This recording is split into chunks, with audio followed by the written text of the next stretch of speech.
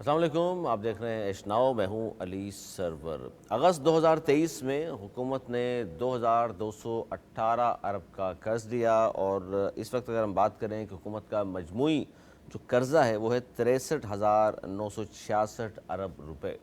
अब ये कर्जा ज़ाहिर उतारना भी है, इसकी किस्तों में उतारना है, लेकिन किस्तें देने के लिए आवाम पर मज़ीद टैक्स आयद किए जाएंगे, जो हर साल होता है कि जब भी नया बजट पेश किया जाता है उसमें मज़ीद टैक्स आयद कर दिए जाते हैं और बजट सिर्फ एक बार पेश नहीं किया जाता, उसके बाद फिर मिनी बजट आना शुरू हो जाते हैं। रवां हफ्ते 19 अशिया ज़रूरिया की कीमतों में इजाफा हुआ और जब से ये 16 माह की पीडीएम की गवर्नमेंट गई, निगरान हुकूमत का क़याम अमल में आया, उसके बाद अगर हम डॉलर्स की बात करें तो डॉलर अब नीचे आ रहा है। जो खान साहब की गवर्नमेंट गई तो 172 रुपये का था और फिर हमने ये भी देखा कि 344 तक गया और पाकिस्तान की तारीख में से कभी नहीं हुआ। लेकिन अब डॉलर नीचे आ रहा है और आज अगर डॉलर की मैं बात करूं तो 282 रुपये का डॉलर हो चुका है और 282 रुपये का डॉलर हो चुका है। जबकि स्टॉक एक्सचेंज की बात करूं तो 100 इंडेक्स में चंद पॉइंट्स का इजाफा हुआ। गो के इस पर भी हम बात करेंगे। खाम तेल की कीमतों में मज़ीद 2% कमी हुई है तो क्या आवाम को रिलीफ मिलेगा?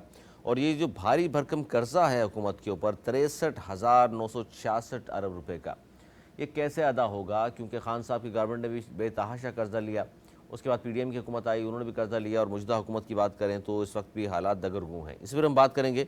हमारे साथ मौजूद हैं मुल्क का मारूफ नाम और ख़ास तौर पर बात करें मईशत के हवाले से मिर्ज़ा इश्तियाक बेग साहब, बहुत शुक्रिया सर आपका भी। फ़ारूक डाडी साहब बाहिर मईशत आप भी हमारे साथ मौजूद हैं।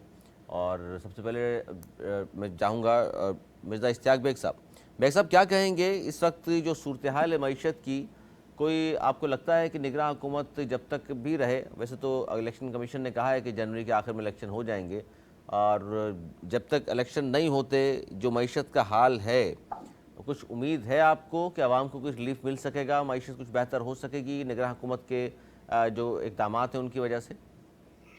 देखिए, ऑलरेडी मईशत में बेहतरी के आसारात जो हैं वो आने शुरू हो गए हैं और नज़र भी आपको आ रहे हैं। जो सबसे बड़ा इशारा जो हमें मिला है वो ये देख रहे हैं कि किस तरह डॉलर जो था उसके मुकाबले में हमारा रुपीस बिल्कुल बेबस हो गया था और डिवैल्यूएशन जो थी वो कहाँ तक पहुंच गई थी। अच्छा, ये डिवैल्यूएशन ये नहीं होती है कि अगर डॉलर के मुकाबले में रुपीस हमारा इतना कमज़ोर हो गया था कि रोज़ाना उसके अंदर कमी वाक़ हो रही थी।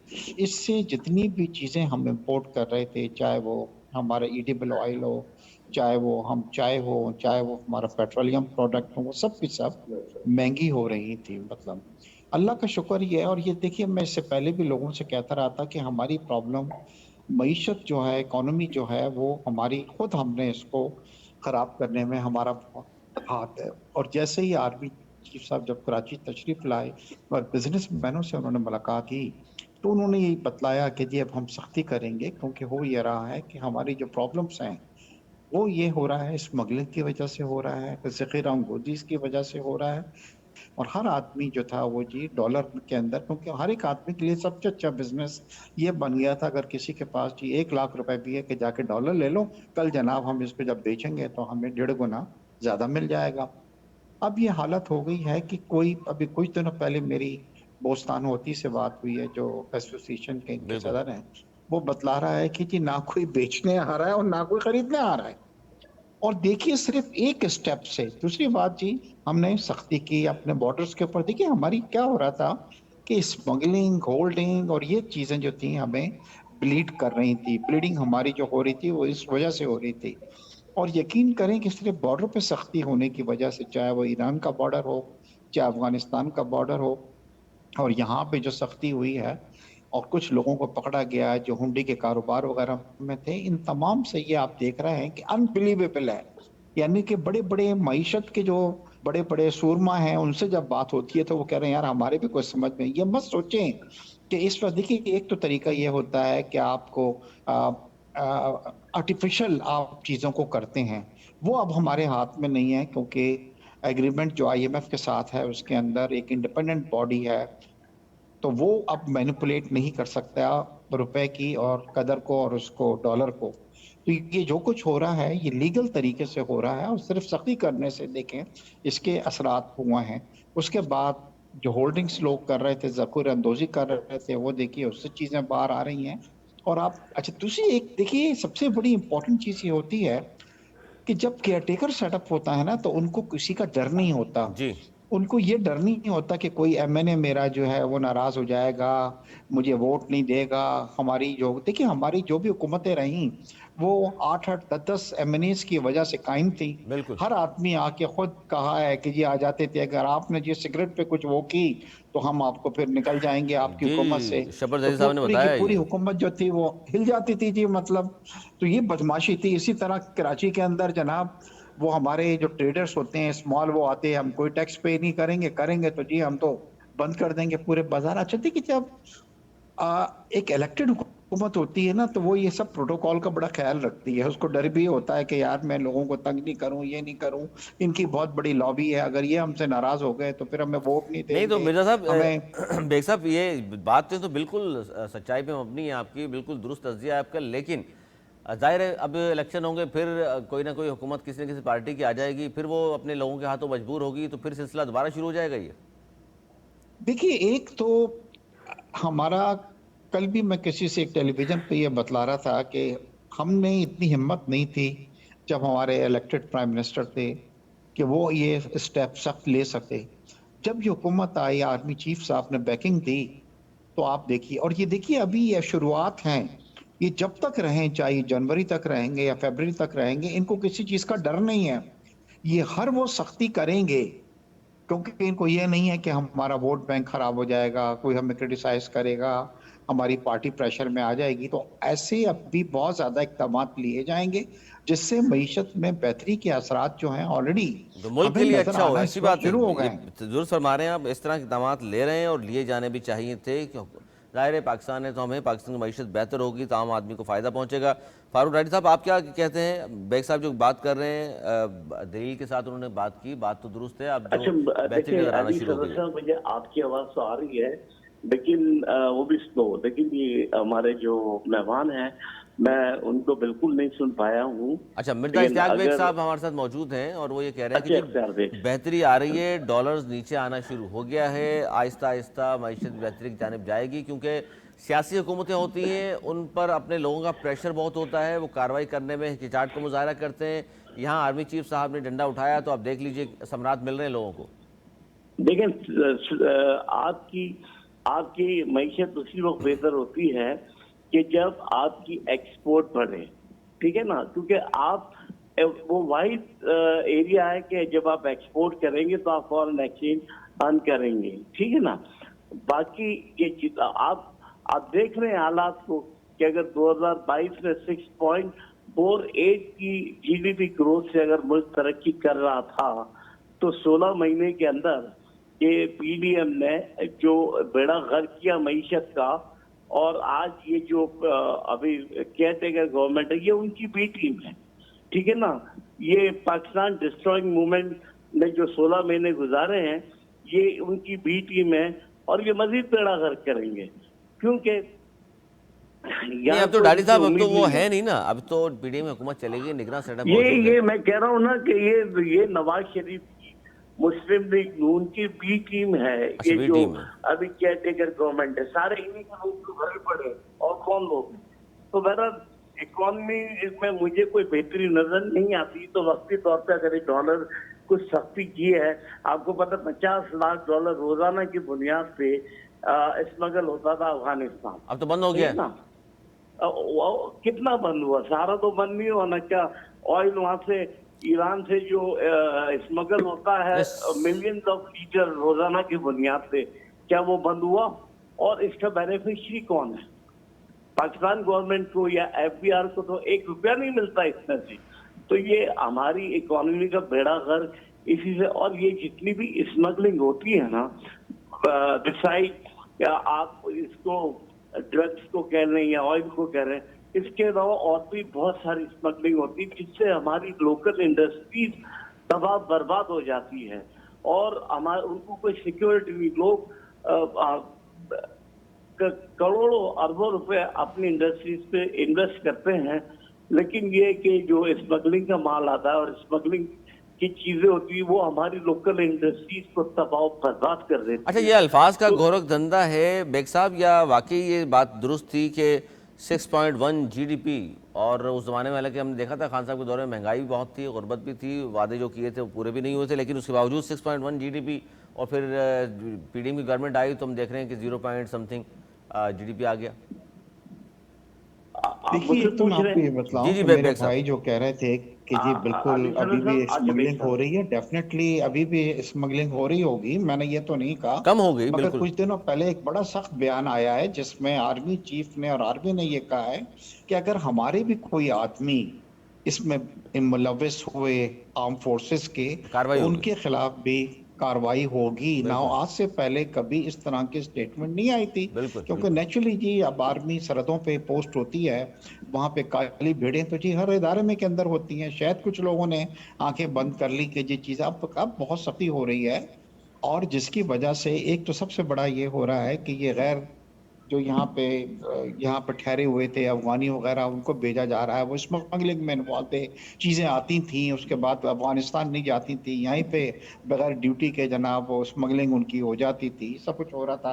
पैसे जा रहे थे, डॉलर जा रहे थे। एक वक्त तो ये था कि जी हमारी करेंसी जिस दिन ये सख्ती की है, कैन यू इमेजिन, उनकी करेंसी जो है वो डॉलर के मुकाबले में नीचे आना शुरू हो गई है। बिल्कुल देखिए, जैसे मैंने आपको पहले कहा कि ये कह देना कि जी बी टीम है और ए टीम है, मेरे ख्याल है मुनासिब नहीं है। इस वक्त तो जी पीपल्स पार्टी को भी, नून को, सबको यही शिकायत है कि उनकी हुकूमत नहीं है जी, मतलब।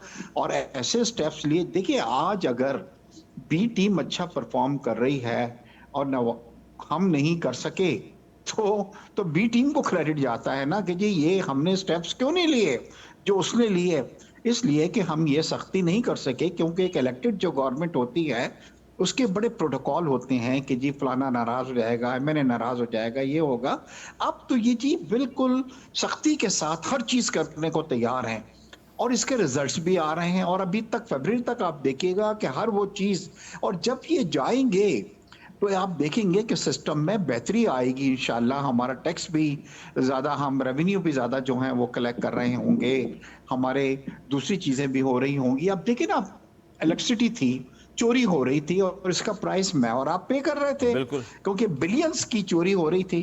अब जब डंडा चला है और एफआईआर कटिंग है और लोगों को अंदर डाला गया है, तो रिकवरी भी हो गई, और चोरी जो हो रही थी 20% के करीब, वो उसमें भी कमी आ रही है। तो देखिए, एक चीज ये हुआ कि हम अब वो कौम हो गए हैं कि जो डंडे की जुबान से भी हम समझते हैं। आज ये जो लोग इन्वॉल्व थे जनाब हुंडी के कारोबार के अंदर, वो पकड़े जा रहे हैं, रोज रोज पैसे निकल रहे हैं, घरों से पैसे निकल रहे हैं, डॉलर निकल रहे हैं। और सिर्फ एक सख्ती की है कि जी अब जो डॉलर लोगों ने ले लिए थे, अब वो जनाब उसको इनकैश कराने नहीं जा रहे हैं, ये मालूम होते हुए भी कि डेली उसके अंदर कमी हो रही है रुपीस के अंदर। उनको डर ये है कि जी कल हम इसको इनकैश कराने गए और उन्होंने हमसे कॉपी मांग ली अपना सीएनआईसी की, तो कल को एफबीआर वाले हमसे पूछेंगे कि जी $50,000 आपने बेचे थे, ये कहां से आए थे। बिल्कुल तो हमने सख्ती जो की है, मेरे ख्याल है ये वक्त आ गया था, this was the last resort. और इसके लिए मैं अगर किसी एक क्रेडिट देता हूं तो एक आदमी को क्रेडिट देता हूं, वो है आर्मी चीफ। हालांकि ये क्रेडिट देते हुए मुझे सोचना चाहिए कि वो चीजें जो हमारे इलेक्टेड नुमाइंदे नहीं कर सके, हमारी इलेक्टेड गवर्नमेंट नहीं कर सकी, वो एक आदमी ने सख्ती करके कर दी। मगर काश कि ये सख्ती अगर हम पहले करते तो आज हम इस नहिस्त में नहीं पहुंचते। नहीं, तो बेग साहब मुझे आप उम्मीद, बेग साहब इस बात को बहुत सारे लोग इस तरह भी लेंगे कि शायद आप जमहूरी अदवार के खिलाफ हैं या सियासतदानों के खिलाफ बात कर रहे हैं कि क्योंकि वो तो कुछ कर नहीं सके, इन्होंने सब कुछ कर दिया। नहीं मैं जी, देखिए गलतियां हमने अपने एक्सेप्ट करनी है। हमारी जमहूरियत, ऑफ कोर्स जी मैं हमेशा इसके फेवर में रहा हूँ कि जमहूरियत जो है वो उसके फेवर में रहा हूँ। मगर देखिए, जमहूरियत ने कुछ नुकसान भी दिया है ना। हमारी लास्ट ये जो गया है, हमारी तो ये प्रॉब्लम ज्यादा जो हुई है, डॉलर जो जिस वैल्यू और जिस तरीके से डिवैल्यूएशन हुई है, ये पूरा सट्टा था जी इसके अंदर। इसी तरह प्राइसेस जो ऊपर चीजों के गए, उसके अंदर लोगों ने जिक्र अंदोजी कर ली थी, मतलब वो किया, डॉलर बाहर शिफ्ट हो रहा था, यूरिया जा रहा था, पेट्रोल के ट्रक आ रहे थे, उस पर हम रेवेन्यू उसके नहीं पे कर रहे थे, उसके जो टैक्सेस थे वो नहीं कर रहे थे। तो अब मेरे ख्याल से सख्ती शुरू हो। काश कि ये चीज आने वाली हुकूमत, चाहे वो फरवरी में आए, मार्च में आए, अगर वो इसी को कंटिन्यू रखती है तो मैं सोचता हूं कि मईशत के अंदर बेहतरी आई है बहुत ज़्यादा और बेहतरी आ आ रही जाएगी अगर है, कंटिन्यू हुआ तो। सही जी कह रहे हाँ। हैं बेग साहब, बिल्कुल। डॉक्टर साहब, बात तो दुरुस्त है बेग साहब की कि अगर इसको कंटिन्यू करते हैं, ये सख्ती कंटिन्यू रहे, बेशक कोई भी हुकूमत आए, वो नून लीग की हो, पीपल्स पार्टी या कोई और, लेकिन ये कंटिन्यू रहा इन तमाम मामला, तो फिर इंशाल्लाह जिस तरह अब कुछ बेहतरी नज़र आना शुरू हुई है तो ये मज़ीद बढ़ेगी। देखिए, मैं एक बात बताऊं, हमारी बदकिस्मती ये है कि जितने भी हमारे मुल्क के प्रोजेक्ट होते हैं, जब कोई दूसरी गवर्नमेंट आती है तो वो सारे पिछले प्रोजेक्ट जो है उसको बिल्कुल खुदे लगा दिया जाता है और वो फिर अपने प्रोजेक्ट करते हैं। सही है। आप देखें कि आज इंडिया जो है सिर्फ आईटी सॉफ्टवेयर एक्सपोर्ट के अंदर 150 बिलियन डॉलर पर एनएम कमा रहा है, जबकि सऊदी अरब 118 बिलियन डॉलर तेल की एक्सपोर्ट पे कमा रहा है। और हमारी बदकिस्मत ये है कि जब माइक्रोसॉफ्ट अपनी यूनिवर्सिटी यहाँ पे इस रीजन में लगाना चाहते थे, तो माइक्रोसॉफ्ट की, तो उस वक्त एक पाकिस्तान ये नवाज शरीफ का दूसरा दौर था, तो कुछ पाकिस्तानी आईटी के एक्सपर्ट जो कि वहाँ के बहुत अच्छे इन्फ्लुएंस लोग थे, उन्होंने इनसे बात की कि क्या पाकिस्तान के अंदर ये यूनिवर्सिटी लग सकती है। 35 मिलियन डॉलर से लगानी थी बिल गेट ने। तो उन्होंने कहा कि हमें दो चीजों की एश्योरिटी चाहिए, एक पायरेसी और एक कॉपीराइट की। तो वो यहाँ है, तो नवाज शरीफ ने तो उस हिसाब से मिले भी नहीं, लेकिन एहसन इकबाल से मिले जो आईटी के मिनिस्टर थे, तो उनको कहा कि भाई अगर आप दो चीजों की श्योरिटी कर दें, तो कहते हैं कि बिल गेट्स को कि मुझसे डायरेक्ट बात करें। तो अल्टीमेटली हुआ ये कि ये जो माइक्रोसॉफ्ट की यूनिवर्सिटी थी वो उन्होंने इंडिया में लगाई और उन्होंने अनाउंस किया बिल गेट ने कि पर एनम पर ईयर में 100 मिलियन डॉलर इसको ग्रांट दूंगा। और आप देखें कि तकरीबन 1 मिलियन इंडियन स्टूडेंट जो थे वो बैच वाइज जाते रहे सिलिकॉन वैली और वहां से ट्रेनिंग लेके आते रहे। आज इसका नतीजा ये हुआ कि हमने तो ये अपॉर्चुनिटी छोड़ी और आज 150 बिलियन डॉलर की एक्सपोर्ट कर रहा है। नहीं तो इससे नवाज शरीफ एंड कंपनी ने, एक सेकंड ना, नवाज शरीफ एंड कंपनी ने इस मुल्क को जितना नुकसान पहुंचाया, ये उसी प्रोजेक्ट पे जाते जाए इनको कुछ पैसे मिले, ये वही काम अच्छा नहीं, करते हैं इसमें जहाँ पे ठीक है इनको सर, खर्चा ये मिले, इनको किकबैक मिले। जो तो ये देखिए, मुल्क की लेकिन इसमें ये बात तो दुरुस्त है ना जो बेग साहब ने की कि जी माजी में जो कुछ हुआ, वो गलतियां जो हुई उनको ना दोहराया जाए, बल्कि अब आगे मस्बत बात हम करें कि जी ये जो गलतियां दोहरा चुकी है सारी पार्टीज। अब ज़ाहिर नून लीग की आप कह रहे हैं, फिर पीपल्स पार्टी की मैं बात कर लूँ, फिर मैं पीटीआई की बात करूँ, फजल रहमान साहब की, सबकी गलतियाँ तो हैं ना माजी में। तो क्या सीखा क्या है हमने सर? देखिए, पीटीआई ने परफॉर्म किया है 6.48 जीडीपी की ग्रोथ रेट से चला, और जबकि मकसद कोरोना के वक्त Pakistan was the only country जिसकी बेस्ट परफॉर्मेंस स्मार्ट लॉकडाउन था। सारी दुनिया ने वो मेथड को अडॉप्ट किया और एक कामयाबी हुई। तो आप देखें कि पीटीआई की गवर्नमेंट ने 2.5 साल कोरोना के अंदर में रहते हुए और एस्टेब्लिशमेंट की मुदाखलत के बावजूद उन्होंने तरक्की की, ठीक है ना, और एक्सपोर्ट बढ़ी, आपकी revenue, record revenue, remarkable achievement in FDR collection. क्योंकि हमारे मुल्क में महसूलात को जब तक आप एफडीआर को सरे फहरिस्त नहीं रखेंगे, अब हमारे यहाँ होता क्या है, हमारे यहाँ लीकेज ऑफ रेवेन्यू इतना है कि हमारे जो टैक्स कलेक्टर्स हैं वो हुकूमत के खजाने में इतना पैसा जमा नहीं करते जिससे उससे ज्यादा कि अपने घरों को लेके जाते, क्योंकि सिस्टम की खराबी है और सिस्टम को सुधरने नहीं दिया जाता। पीटीआई की गवर्नमेंट अपने दौर में एक ट्रैक एंड ट्रेसिंग सिस्टम रखा था ताकि जितनी भी इंडस्ट्री फैक्ट्रियां हैं, हिसाब उनके जो भी है, जो आवाम से तो सेल टैक्स देती है, लेकिन ये लोग तकरीबन बहुत नॉमिनल सा पैसा सेल टैक्स जो है वो वहां पे क्या कहते हैं जमा कराते हैं एफडीआर के अंदर। आप किसी रेस्टोरेंट में खाना खाने जाते हैं वो आपसे सेल टैक्स लेते हैं, लेकिन कोई मेरा ख्याल है कि 2%, 3%, 4% एफडीआर को वो लोग देते हैं। तो इस लीकेज ऑफ रेवेन्यू को रोकने के लिए track and tracing system introduce किया, लेकिन वो उस पर स्टे ऑर्डर आ गया 3-4 महीने और फिर वो नाफिज हुआ तो खान साहब की गवर्नमेंट को साइबर के और इसकी जो एक साजिश के तहत हटा दिया गया।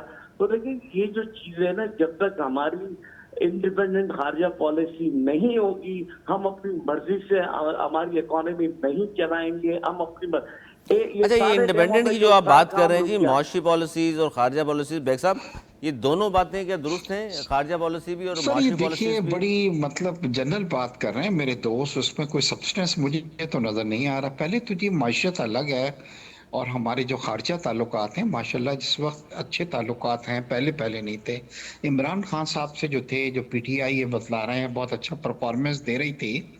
पहली बात तो चाइना उनसे नाराज था क्योंकि उन्होंने हमारा जो प्रोजेक्ट था सी पैक जो था उसको रोक दिया था उसको, और वो कह के जनरल रोका था कि बाजवा जी की हम इसको करामत थी, रिव्यू सॉरी। करेंगे कि ये पाकिस्तान के फेवर में है कि नहीं है, जिसकी वजह से चाइना उनसे नाराज।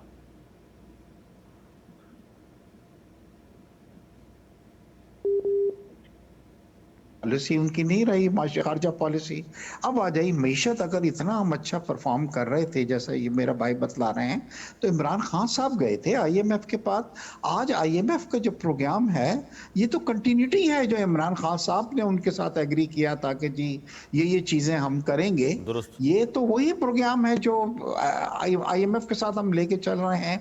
तो ये दो अलग चीजें हैं। इस वक्त देखिए हालात हमारे सही नहीं रहे, हम एग्री करते हैं, क्योंकि दुनिया में इस वक्त हालात हर जगह खराब है। आपको आज मैं बतला रहा हूं कि इस वक्त अगर हम टर्की को देखें तो टर्की में हमसे ज्यादा इन्फ्लेशन है, टर्की में हमसे ज्यादा डिवैल्यूएशन हुई है, टर्की में हमसे ज्यादा इंटरेस्ट रेट है, क्योंकि दुनिया इस वक्त ही हिली हुई है। ये रशिया की और यूक्रेन की जो वॉर है इसने दुनिया की मईशतों को हिला के डाला हुआ है। कभी किसी ने सोचा था जिंदगी के अंदर यूके के अंदर 7 8 9% जो इंटरेस्ट रेट होगा? कभी नहीं है। बिल्कुल। कभी अमेरिका में 0.5% इंटरेस्ट रेट हुआ करता था, आज वहां पे 6 6 7 7% जो है इंटरेस्ट रेट हो गया है। और दूसरे ममालिक की भी इकोनॉमीज किसी की ज्यादा हुई है, किसी की कम हुई है, मगर देखिए हमारी जो ज्यादा मीशत खराब हुई है वो हमने अपना खुद मईशत को नुकसान पहुंचाया है। हर आदमी ने इन बुरे हालात के अंदर लोगों के गले काटे हैं, जखीरा अंदोजी की है, प्राइसेस चीजों के बढ़ाए हैं, डॉलर की स्मगलिंग की है, हुंडी के कारोबार में इन्वॉल्व रहे हैं, मुल्क से जो जरिए मुबादला था वो गया। अब जहां से फिर मैं जो आपसे ये कह रहा हूं, आने वाली चाहे वो हुकूमत नून की आए या पीपल्स पार्टी की आए, अगर अच्छे ये लोग केयर टेकर वाले चीजें करके जाएंगे तो हर के लिए लाजिम है कि वो उसी को कंटिन्यू रखे, कंटिन्यू करें, बिल्कुल। जब तो मैशियत में बेहतर आएगी। दुरुस्त कल है। को जनाब नून आती है, वो कहते हैं कि नहीं जी ये तो नहीं करेंगे, तो फिर हम उसी पे आ जाएंगे जो पहले तय। डॉलर जो है फिर वो 300 से तजावुज कर जाएगा, फिर हर चीज महंगी हो जाएगी। तो चीजों में बेहतरी आ रही है इंशाल्लाह, मुझे पूरी उम्मीद है। मैं एक बहुत ऑप्टिमिस्टिक आदमी हूँ। और यहाँ पे मैं देखिए ना कि इस वक्त मैं कोई एक पार्टी को अपना सपोर्ट नहीं कर रहा कि मैं कहूं कि जी हमने कोई बहुत बड़े आर्मी चीफ ने जो सख्ती की है, काश कि ये सख्ती जो थी हम अगर पहले करते तो आप यकीन करें कि आज हम इस नए पे इस नहीं हालात पहुंचते में नहीं जिस पे होते, हम इस बिल्कुल। वक्त पहुंच चुके हैं जी। बिल्कुल बिल्कुल। शुक्रिया आखिरी जी, कमेंट। बहुत बहुत जी थैंक यू बहुत सर। शुक्रिया बेग साहब। फारूक डाडी साहब, गुफ्तगू आपने सुन ली। आखिरी कमेंट में चाहूँगा आपके कि ये सख्ती पहले हो जाती तो पहले भी मईशत बेहतर हो सकती थी, स्मगलिंग बंद हो सकती थी, लेकिन माजी की हुकूमतों ने गलतियाँ की हैं। और इस वक्त जो सूरत हाल है, अगर अच्छी बात है कि मईशत बेहतरी की जानिब गामजन है और आने वाली जो भी सेटअप आए इसको वो कंटिन्यू करेगा तो मज़ीद बेहतरी आएगी। देखिए अली सरवर साहब, मैं कह सकता हूँ। जी जी फरमाइए। हाँ, देखिए जब तक सिविल हुकूमतें जितनी भी हमारी है उसमें इस्टेब्लिशमेंट की मुदाखलत रहेगी तो यही हाल होगा। हम पिछले 70 सालों से देख रहे हैं कि इस्टेब्लिशमेंट का एक बड़ा खतरनाक और जो रोल है उसने हमारे मुल्क को तबाह बर्बाद कर दिया। ठीक है ना। अब अभी जैसे हमारे भाई ये कह रहे थे इश्तियाक भाई साहब कि चाइना नाराज था, तो चाइना इसलिए नाराज था वो इमरान खान नहीं, वो इस्टेब्लिशमेंट की मुदाखलत थी। और वो किसके कहने पे थी वो हम सब जानते हैं। वो अमेरिका बहादुर के कहने के ऊपर ये सारी मुदाखलत थी और ये सारी चीजें उन्हीं के कहने पे आ रही थी। अच्छा, ये देखिए ये जो बात आप कर रहे हैं इस पे मैं हाँ।